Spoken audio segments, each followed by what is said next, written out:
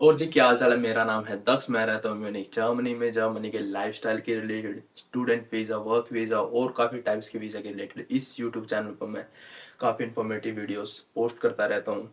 और ऐसी इन्फॉर्मेशन जो शायद ही आपको इंटरनेट पे कहीं मिलेगी। अगर आपको प्रूफ चाहिए तो ये वाली वीडियो जा करके देखो, आपको पता चल जाएगी किस बारे में बात कर रहा हूँ।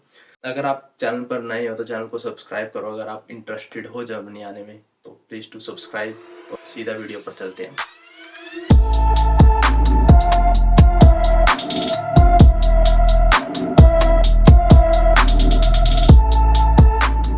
APS क्या है ये, मतलब क्यों?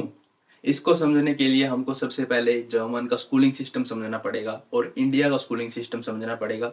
हमारे इंडिया में क्या होता है कि अगर आपको किसी भी यूनिवर्सिटी या कॉलेज में एडमिशन लेना है तो आपको कम से कम 12th करनी पड़ती है, सीनियर सेकेंडरी के एग्जाम्स पास करने पड़ते हैं। साथ ही साथ क्या पता कि अगर आप किसी भी रिनाउंड यूनिवर्सिटी में पढ़ना चाहते हो तो आपको जीईई मेंस देना पड़ता है, एडवांस देना पड़ता है, या फिर लाइक AIPMT जो भी उनका एंट्रेंस एग्जाम होता है वो आपको क्लियर करना पड़ता है। पर जर्मनी में क्या है कि यहाँ पर 12 साल की स्टडीज नहीं 13 साल की स्टडीज होती है स्कूल की, तो यहाँ पर 1 साल का गैप पड़ जाता है। जब भी हम इंडिया से जर्मनी अप्लाई करते हैं किसी भी बैचलर प्रोग्राम के लिए तो हमको क्या करना पड़ता है, स्टूडेंट क्लिक करना पड़ता है उस 13वें साल का गैप पूरा करने के लिए। हाँ, अब स्टूडेंट क्लिक क्या होता है? स्टूडेंट क्लिक होता है प्रिपरेटरी कोर्स। ठीक है, आपको 1 साल उसमें स्टडी करवाई जाएगी और फिर आपको एक एग्जाम देना पड़ता है, फेस्टले प्रूफुंग इंटरने या फिर एक्सटर्ने। फेस्टले प्रूफुंग होता है जो भी आपकी 13 साल की स्टडी का लास्ट का एग्जाम होता है, उसको फेस्टले प्रूफुंग कहते हैं, जिससे कि आप किसी भी बैचलर में एडमिशन ले सकते हो, किसी भी यूनिवर्सिटी में एडमिशन ले सकते हो। तो ये है सीन स्टूडेंट क्लिक का। अब स्टूडेंट क्लिक दो तरीके से होती है, आप या किसी प्राइवेट इंस्टीट्यूट से कर सकते हो या पब्लिक वाले इंस्टीट्यूट से कर सकते हो। प्राइवेट में फीस काफी ज्यादा होती है और पब्लिक में आपको ऑफ एन प्रूफिंग देना पड़ता है। उस प्रिपरेटरी कोर्स के लिए भी आपको एक एंट्रेंस एग्जाम देना पड़ता है और उसके बाद फिर आपको एक फेस्टल प्रूफिंग देना पड़ता है जो कि बैचलर का एंट्रेंस एग्जाम होता है। अब क्वेश्चन उठता है कि आप स्टूडेंट क्लिक से बच कैसे सकते हैं? या तो आप स्टूडेंट क्लिक कर लो या फिर आप इंडिया से 2 सेमेस्टर की स्टडीज कर सकते हो किसी भी कोर्स में। जैसे आप मेडिकल से हो तो आप BSc कर लो किसी भी चीज में जो भी आपका इंटरेस्टेड फील्ड है, जैसे कि बायोटेक्नोलॉजी या फिर फार्मा में कर लो। जिसमें भी आप कर सकते हो उसमें कर लो और प्रीवियस स्टडी आपकी मैच करनी चाहिए जो भी आप जर्मनी में अप्लाई करोगे आपकी न्यू स्टडीज के लिए। ये हो सकता है, या फिर अपनी बैचलर्स कंप्लीट कर लो। तीसरा ऑप्शन ये है कि आप GEE एडवांस और मेन आपको दोनों क्लियर करना पड़ेगा, तो आप अपनी प्रीवियस सब्जेक्ट्स के रिलेटेड किसी भी बैचलर कोर्स में एडमिशन ले सकते हो जर्मनी में। और लास्ट में एक ऑप्शन और आ जाता है, अगर आपने 12th कर रखी है और आपने पॉलिटेक्निक कर रखी है, 3 साल का कोर्स कर रखा है पॉलिटेक्निक का या फिर किसी भी इंस्टीट्यूट से 3 साल का जो कि रिकॉग्नाइज्ड इंस्टीट्यूट है जर्मनी से, तो आपको फिर आपका होchschule Reife मिल जाएगा जो कि आपकी 13 साल की स्टडीज दिखा देगा। अगर आप 10th के बाद पॉलिटेक्निक वाला 3 साल का कोर्स दिखाओगे तो आप एलिजिबल नहीं हो बैचलर्स के लिए। तो ये सब था हमारा स्टूडेंट क्लिक के बारे में। अब ये डिफरेंस को सॉर्ट आउट करने के लिए इन्होंने APS क्रिएट किया। अब APS क्या है? अकादमी से प्रूफ स्टाइल। अगर हम इसकी इंग्लिश में ट्रांसलेशन करें तो ये बन जाता है एकेडमिक इवैल्यूएशन सिस्टम। कब से स्टार्ट होगा ये? जो भी फाइल 1 अक्टूबर 2022 के बाद एम्बेसी में जाएगी या BFS में जाएगी तो वहां पर आपको ये APS का सर्टिफिकेट कंपलसरी हो जाता है। और इसके बाद आ जाता है टेस्ट आज, जो कि हम आगे बात करेंगे। टेस्ट आज वो 1 जनवरी 2023 से रनिंग में आएगा। अब क्वेश्चन आ जाता है कि अगर APS कंपलसरी हो जाएगा तो इसमें अप्लाई कैसे करते हैं? इसके 6 स्टेप्स हैं, 1 2 3 4 5 6। पहले वाले स्टेप के भी हमारे 6 स्टेप्स हैं, ABCDEFG, जिससे कि आपको ओरिएंटेशन आपकी बढ़िया रहेगी समझने के लिए। अब पहले वाले में क्या करना होता है कि रजिस्ट्रेशन करना होता है आपको APS की वेबसाइट पे, जिसका लिंक आपको डिस्क्रिप्शन में मिल जाएगा। अब जो सा इसका A से G तक के पार्ट है उसको हम बाद में डिस्कस करेंगे। अब सीधा हम चलते हैं दूसरे स्टेप पे। ऑब्वियसली अगर आप किसी भी सर्टिफिकेट के लिए अप्लाई करते हैं तो आपको एक प्रोसीजर फीस देनी पड़ती है। इस सर्टिफिकेट की प्रोसीजर फीस हो जाती है 18,000 रुपए, जो कि आपको उनके बैंक अकाउंट में ट्रांसफर करनी पड़ेगी और ये नॉन रिफंडेबल है। तीसरा स्टेप आ जाता है इसमें कि जो भी आपने पहले वाले स्टेप में रजिस्ट्रेशन में सब फॉर्म भरे हैं उसको आपको प्रिंट आउट करना है, सिग्नेचर करने हैं उस पर और आपको कुरियर कर देना है, या फिर आप उनके किसी भी APS सेंटर में जा करके रिसेप्शन डेस्क पर उसको दे सकते हो। आपकी एक रिसीट भी उसमें होनी चाहिए जो आपने 18,000 रुपए पे करे हैं। चौथे स्टेप में क्या है, इसमें APS वो ही फाइल लेगा जिसमें आपने सब प्रोसेस कंप्लीट कर रखा है। जैसे पहले वाला स्टेप जिसकी हम बाद में बात करेंगे, लाइक 1A से लेकर के 1G तक, उसकी हम आगे बात करें। आपको समझ आ जाएगा, ओरिएंटेशन हो जाएगी आपकी। पांचवें स्टेप में आ जाता है कि आपकी जो भी प्रोफाइल थी उसको वेरीफाई किया जाएगा, उसका प्रोसेस कंप्लीट हो जाएगा, उसको ऑनलाइन अपलोड कर दिया जाएगा जिससे कि जर्मन यूनिवर्सिटी उसको एक्सेस कर सके और वो आपको एक एपीएस सर्टिफिकेट बना करके आपको कुरियर कर देंगे। छठा प्रोसेस आ जाता है इसमें, जो भी आपको सर्टिफिकेट मिलेगा आप उसको वीएफएस में या एम्बेसी में जमा करवा सकते हो। तो ये थे पहले 6 स्टेप। अब पहले वाले के ए से लेकर के जी वाले स्टेप को हम कवर करेंगे। स्टेप ए में आपको क्या करना है, मैंने लिंक ऑलरेडी डिस्क्रिप्शन में दे रखा, उस पर क्लिक करो और जा करके आपको एक एलिजिबिलिटी टेस्ट लेना पड़ेगा। Step B, highest academic qualification. इसमें आपको 6 ऑप्शन मिलेंगे, जैसे कि आपने 12th कर रखी है या फिर आपने 10th +3, मतलब कि 10th के बाद आपने अगर 3 साल का कोई भी पॉलिटेक्निक कोर्स कर रखा हो या भी किसी भी इंस्टीट्यूट से 3 साल का कोर्स कर रखा हो, जो कि इलिजिबल नहीं होता बैचलर्स के लिए। तीसरा ऑप्शन उसमें आ जाता है आपके लिए बैचलर्स, अगर आपने 2 सेमेस्टर कंप्लीट कर रखे हो किसी भी स्टडीज में। चौथा ऑप्शन आ जाता है इसमें अगर आपने 3 साल की कोई भी बैचलर कंप्लीट कर रखी हो। पांचवें ऑप्शन में आ जाता है आपका अगर आपने बैचलर्स कर रखी हो, वो 4 साल की या फिर 4.5 साल की हो। छठे ऑप्शन में आ जाता है आपकी मास्टर्स, अगर आपने मास्टर्स कर रखी हो।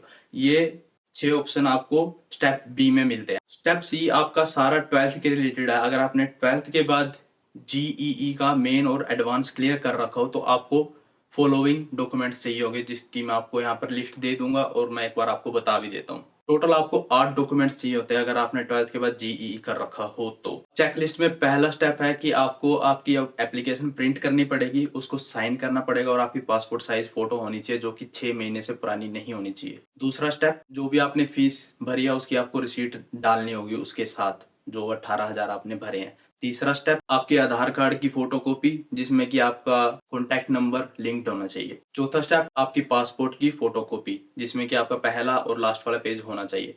पांचवा स्टेप, आपकी 10th की मार्कशीट। छठा स्टेप, आपकी 12th की मार्कशीट। आपको यहाँ पर ध्यान रखना है, अगर आपकी मार्कशीट इंग्लिश में नहीं है तो आपको ट्रांसलेशन करवानी पड़ेगी। अगर आपका हिंदी में थोड़ा बहुत लिखा हो तो आपको ट्रांसलेट करवानी पड़ेगी। अगर आपकी इंग्लिश में है तो आपको कोई जरूरत नहीं है ट्रांसलेशन की। सातवां स्टेप इसमें आ जाता है, जो आपने जीईई का एडवांस और मेन क्लियर किया है उसका आपको एक तो एडमिट कार्ड इसमें लगाना पड़ेगा फोटोकॉपी, और आपको उसका जो भी रिजल्ट है पासिंग रिजल्ट आपको वो लगाना पड़ेगा। लास्ट में 8वां स्टेप आ जाता है हमारा, जिसमें कि आपको लैंग्वेज प्रोफिशिएंसी दिखानी पड़ती है। अगर आप जर्मन की स्टडीज के लिए जा रहे हो तो आपको जर्मन की प्रोफिशिएंसी दिखानी पड़ेगी। अगर आप इंग्लिश की स्टडीज के लिए जा रहे हो तो आपको इंग्लिश की प्रोफिशिएंसी दिखानी पड़ेगी। यहाँ पर आपको ध्यान रखना है कि अगर आप जर्मन की दिखा रहे हो तो आपको गोएथे का सर्टिफिकेट दिखाना पड़ेगा या फिर मैक्स म्यूलर भवन कुछ करके है उसका सर्टिफिकेट दिखाना पड़ेगा। जो भी अदर सर्टिफिकेट्स होंगे वो नहीं चलेंगे, कोई भी रिकमेंडेशन लेटर और वो ये नहीं चलेंगे। अगर आप इंग्लिश स्टडीज के लिए जा रहे हो तो आपको सर्टिफिकेट लाइक IELTS आइल्स का या फिर टोएफल का दिखाना पड़ेगा। यहाँ पर सबसे ज्यादा ध्यान रखने वाली बात यह है कि आपको कोई भी ओरिजिनल डॉक्यूमेंट उनके सेंड नहीं करना है, सब फोटो कॉपीज जाएंगी। अगर उनको जरूरत पड़े तो आप नोटरी करा करके भी भेज सकते हो। अब स्टेप सी में हमारा दूसरा ऑप्शन आ जाता है कि अगर आपने 12th करके हो या फिर अगर आपने 12th के साथ कोई और किसी भी यूनिवर्सिटी का एंट्रेंस एग्जाम दे रखा हो तो वो नहीं चलेगा आपको स्टूडेंट क्लिक करनी पड़ेगी। तो उस स्टूडेंट क्लिक को करने के लिए आपको एक लैंग्वेज प्रोफिशिएंसी दिखानी पड़ेगी, प्लस आपको टेस्ट एएस देना पड़ेगा। टेस्ट एएस क्या होता है? टेस्ट एएस होता है टेस्ट फॉर एकेडमिक स्टडीज। तो इसमें आपका एक लेवल चेक किया जाता है, इसका भी लिंक आपको डिस्क्रिप्शन में मिल जाएगा। आप वहां पर आपको सैंपल क्वेश्चन पेपर मिल जाएंगे जो कि आप जा करके देख सकते हो। ये लिस्ट है जिसमें से आप सिलेक्ट कर सकते हो कोई भी सब्जेक्ट और उसके अकॉर्डिंग आप अपना टेस्ट एएस दे सकते हो। इसमें जैसे कि अगर आपने मेडिकल फील्ड से 12th कर रखी है तो आपको मेडिकल के सब्जेक्ट्स के क्वेश्चंस आएंगे। अगर आपने नॉन मेडिकल से कर रखी है तो आपको इंजीनियरिंग के क्वेश्चंस आएंगे। अगर आपने इकोनॉमिक्स पढ़ रखी है तो इकोनॉमिक्स के आएंगे। ये वाली लिस्ट आप चेक कर सकते हो, और या फिर लिंक डिस्क्रिप्शन में टेस्ट एएस का, वहां पर जाकर के आप चेक कर सकते हो। अब उसकी भी इनटेक आती जाती रहती है। लास्ट इनटेक उसकी थी जो कि अभी कोर्स स्टार्ट होगा 22 अक्टूबर 2022। उसकी इनटेक की डेडलाइन थी 31 मई से लेकर के 15 सितंबर तक, जो कि जा चुकी है। अब अगले के लिए अगर आपको वहां पर एडमिशन लेना तो आपको वेबसाइट पे जाना पड़ेगा और रेगुलर चेक करते रहना चाहिए। स्टेप सी कंप्लीट करने के बाद हम चले जाते हैं स्टेप डी पर। अब स्टेप डी में क्या है? 10th अगर आपने सेकेंडरी स्कूल एग्जामिनेशन क्लियर कर रखा है, प्लस आपने 3 इयर्स का डिप्लोमा कर रखा है पॉलिटेक्निक या किसी भी इंस्टीट्यूट से, तो आप इलिजिबल नहीं होते हो बैचलर्स के लिए। अगर आप 12th करते हो बेटर रहेगा।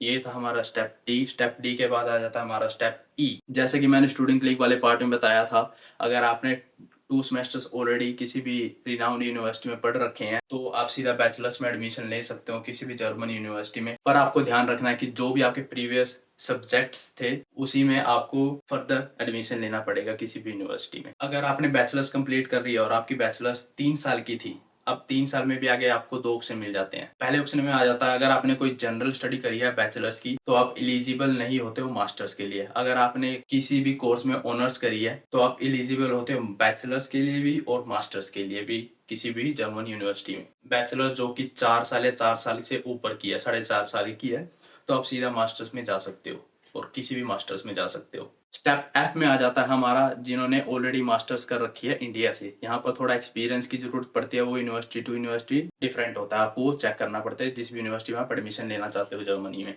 तो मास्टर्स के बाद आप मास्टर्स भी कर सकते हो। उसके बाद आ जाता है हमारा स्टेप एफ।